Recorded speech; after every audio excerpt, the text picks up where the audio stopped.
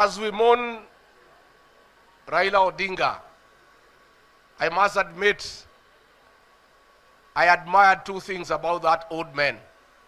And I'm really very touched by his leadership.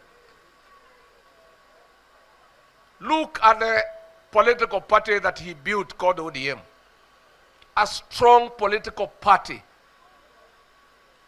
that though he has never been elected president, he is able to get into every government and get what he wants.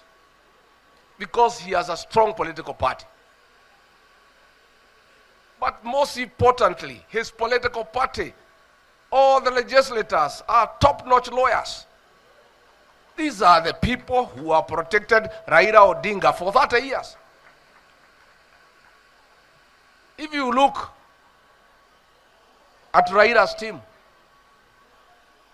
James Orengo, Otieno Kajwang, late, Omolo Atiende, Karoli Omondi, Peter Kaluma, Edwin Sifuna, Stewart Matiel, Catherine Muma, Mile Odhiambo, the bad girl, Beatrice Oyomo, Tom Ojieda, Okongo Mgeni, Mohamed Faki,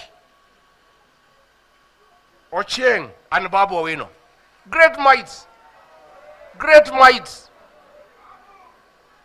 Then nyinyi munanipatia Kawanjiko wa Matinga wa Makeki. Eh?